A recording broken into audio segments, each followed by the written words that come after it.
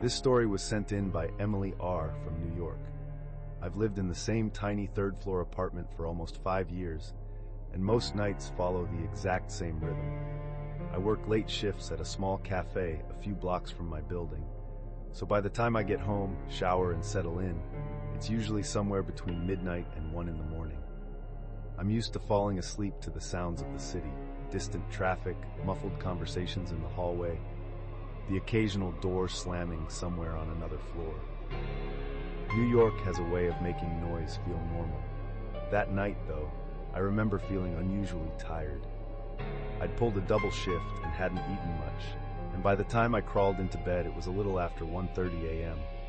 My apartment was warm from the radiator and smelled faintly like the lavender spray I always use on my pillows. I was half asleep within minutes, drifting in that fuzzy, in-between place where sounds feel far away.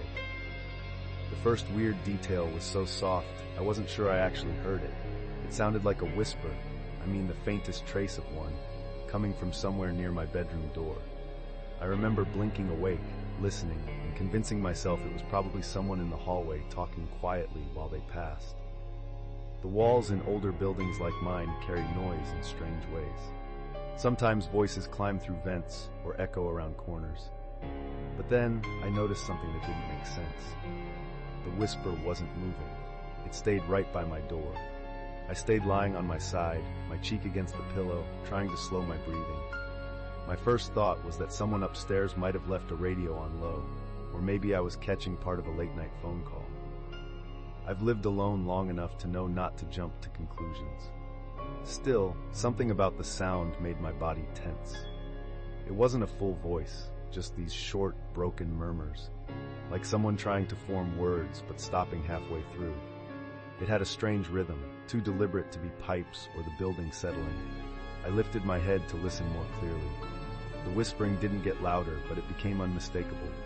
A steady, breathy pattern right outside my bedroom door. I stared at the door handle. I could see its faint outline from the glow of the street lamp outside my window. My heart was pounding so hard, I could feel it in my throat. My phone was on the opposite side of the room on my dresser. Stupid, I know, but I always plug it in there because I don't trust myself not to scroll until sunrise. I tried to think rationally. Maybe someone on my floor was drunk and got turned around. People mix up floors sometimes. My landlord had mentioned a new tenant moving in downstairs earlier that week. Maybe they didn't realize they were at the wrong apartment. The rational explanation was almost comforting until I realized the whispering wasn't slurred or confused. It had intention. Pauses, starts and stops. Like someone leaning close to the door, trying to get my attention without wanting to be heard by anyone else. I thought about getting up to grab my phone, but every time I moved even slightly, the whispering seemed to shift, almost reacting. Maybe I imagined that part, but in the moment it felt real enough to keep me frozen. After what felt like 5 minutes, though it could have been less, the whispering stopped. Not faded, stopped, like someone holding their breath. I lay there for a long time, staring at the door. Every so often I thought I heard a faint creak in the hallway, but it could have been anything. Eventually, I worked up the nerve to slide out of bed. I stayed pressed against the wall as I moved to my dresser and grabbed my phone. I turned on the screen, half expecting a shadow to show under the door. But there was nothing. I opened the door carefully, expecting at least to hear footsteps retreating down the hall. But the hallway was empty. The air felt still, like nobody had been out there for hours. I checked the front door next, making sure the deadbolt was secured and that the small chain lock was still in place. They were. I remember standing there for a long moment, looking through the peephole. The hallway looked normal. Dim lights, peeling paint, the same crooked fire extinguisher box. I barely slept the rest of the night. Every tiny noise made me jump. In the morning, I told myself I must have been overly tired.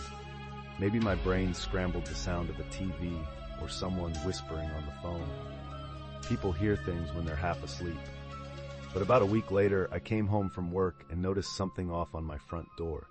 A faint, greasy-looking smudge right near the handle, like someone had pressed their fingers there. It might have been from the maintenance guy. He was checking radiator valves earlier that month. But I kept staring at it, remembering the whispering. I cleaned it off, but the sight of it made my stomach twist. After that, little things kept happening. Not dramatic things. More like barely there reminders that someone might have been too close to my door at some point. Once I found an envelope slipped under the doormat of my floor that wasn't addressed to anyone, and everyone on the floor swore it wasn't theirs. Another night, I heard someone slowly walking past my apartment at around 2 in the morning, stopping right outside for a few seconds before moving again. And twice, this is what unsettled me the most, I woke up to faint murmuring again. Not as close as that first night, but close enough that I sat up immediately, my skin prickling. I couldn't make out words, and maybe there weren't any. Maybe it was just breathing filtered through a door, but the cadence felt familiar. That same strange half voice, as if someone was speaking to themselves. The second time it happened, I grabbed my phone and stood right behind the front door, listening. I thought about yanking it open to catch whoever it was, but my hands were shaking too much. And honestly, I didn't want to know what or who I'd find standing there. I never called the police because I didn't have anything solid to tell them. A whisper, a smudge, a feeling. In New York, that barely qualifies as strange. But it changed me. I started triple-checking my locks every night, deadbolt, chain, the small sliding latch I bought online. I keep my phone on the nightstand within reach now. I sleep with a small light on in the hall. And still, on some nights when the building is dead quiet and the traffic outside dips for a moment, I swear I hear that same soft murmur somewhere beyond my door, like someone is standing in the hallway, leaning close, waiting for me to fall asleep again.